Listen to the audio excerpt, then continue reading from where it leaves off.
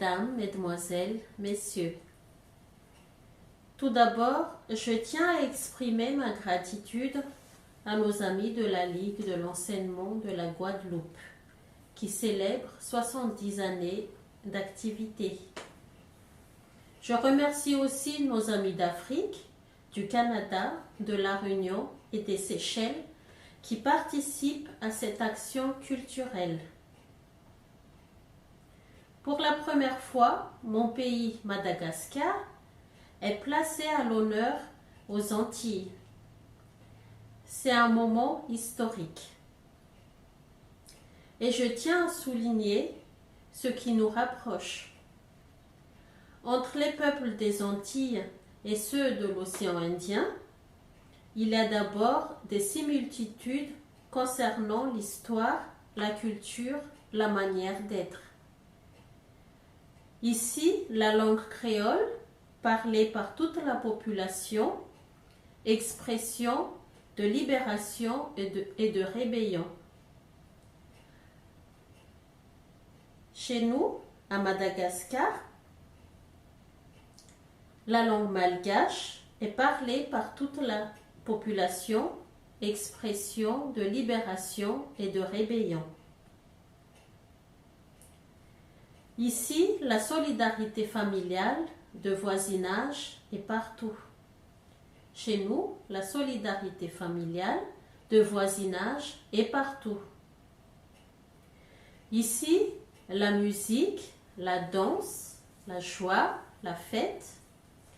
Chez nous, la musique, la joie, la danse, la fête.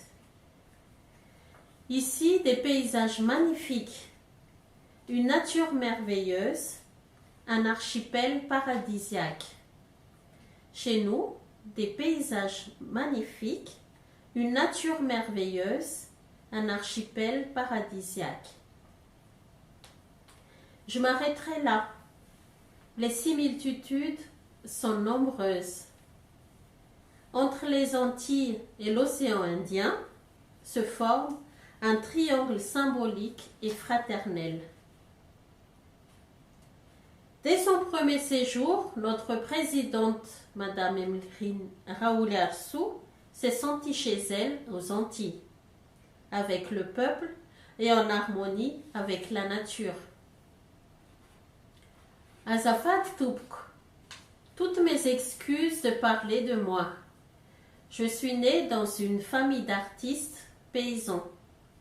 Ma regrettée mère Perline Razafersou faisait partie des 85% de Malgaches socialement ruraux. Mon grand-père, Feu Ramilisson Bessiga, est considéré comme un maître de l'opéra Iragassi. J'ai remercié la Ligue de l'enseignement de Guadeloupe, moi-même ayant contribué à la fondation de la Ligue de l'enseignement de Madagascar Timialnzaf il y a 15 ans. Je suis impliquée dans l'éducation populaire. Je suis aussi artiste opéra Iragas. Depuis toute petite, je pratique cet art des ancêtres remontant au XVe siècle.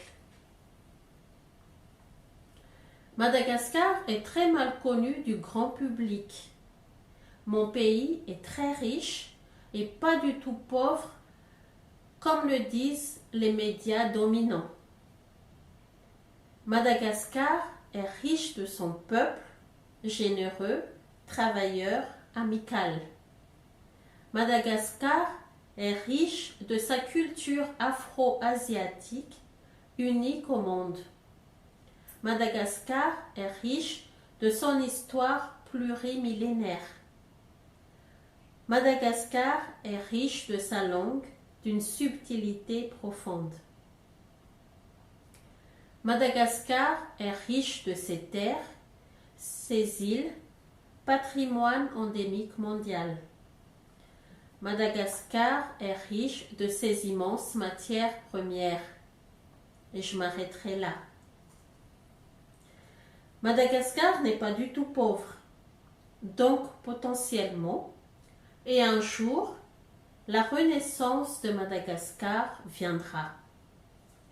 Nous pourrons alors faire comme nos amis de l'archipel des Seychelles, avoir la santé gratuite pour toute la population, avoir tous les enfants scolarisés gratuitement, avoir une justice sociale et plus de pauvreté, avoir la sécurité sur tout le territoire, avoir une protection optimale de l'environnement, avoir une société éthique sans aucune corruption.